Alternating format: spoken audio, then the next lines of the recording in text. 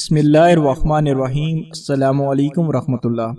سعودی government کا ایک بہت اہم اعلان جو کہ رمضان المبارک سے متعلق ہے اور ان لوگوں سے متعلق جو کہ حرمین شریفین مسجد نبوی صلی اللہ علیہ وآلہ وسلم اور مکہ حرم شریف میں آنا چاہتے ہیں، چاہے وہ زیارت کے لیے ہو چاہے وہ عمرہ کے لیے۔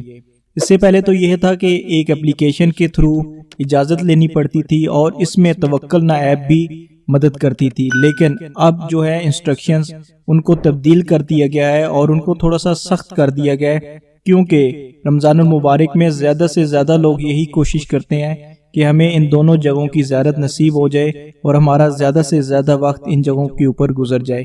تو آج اسی سے متعلق میں آپ کو بتاؤں گا کہ وہ کون کون سی انسٹرکشنز ہیں جو کہ سعودی گورنمنٹ نے ابھی حال ہی میں جاری کی ہیں۔ اس سے پہلے کرونا ویکسین لازم نہیں تھی، لیکن یکم رمضان سے جو لوگ حرمین شریفین میں آنا چاہتے ہیں، چاہے وہ کسی بھی مقصد کے لیے ہو، نماز پڑھنے کے لیے ہو یا عمرہ کرنے کے لیے یا زیارت کرنے کے لیے، ان کے لیے کرونا ویکسین لازم قرار دے دی گئی ہے۔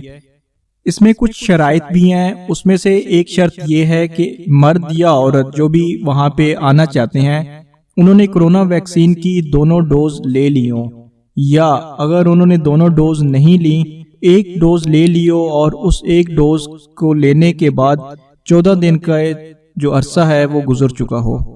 اور اس کے بعد ایک شرط اور ہے، وہ یہ ہے کہ ایک شخص کو کرونا وائرس ہوا ہو اور پھر اس کے بعد وہ صحت یاب ہو گیا ہو تو وہ بھی وہاں پہ آ سکتا ہے۔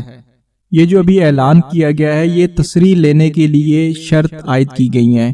ہو سکتا ہے کہ کچھ دنوں کے بعد ان شرائط کو دوبارہ سے ریویو کیا جائے اور ان میں کچھ تبدیلیاں بھی آ سکتی ہیں۔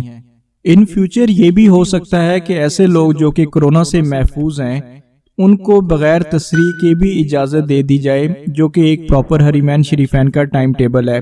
وہ ٹائم ٹیبل بھی اسی لیے رکھا گیا ہے کہ ایک وقت میں زیادہ سے زیادہ لوگ وہاں پہ جمع نہ ہو جائیں اور ایک خاص قسم کی بھیڑ نہ بن جائے، جیسا کہ حرمین شریفین میں کرونا وائرس سے پہلے کے حالات تھے۔ تو ان تمام چیزوں کو مد نظر رکھتے ہوئے ہو سکتا ہے کہ آگے ان تمام پالیسیز کو ریویو کیا جائے، لیکن فی الحال جو اپڈیٹس ہیں وہ میں نے آپ کے ساتھ شیئر کر دی ہیں۔ اللہ سبحانہ و تعالیٰ اس بیماری کو ہم سب سے دور فرمائے اور ہم سب کو بھی حرمین شریفین کی زیارت نصیب فرمائے۔ اگر آپ کو ہمارا چینل اچھا لگے تو سبسکرائب کرنا اور اپنے دوستوں کے ساتھ شیئر کرنا نہ بھولیے گا۔ آپ کا قیمتی وقت لیا، بہت شکریہ۔ السلام علیکم ورحمۃ اللہ۔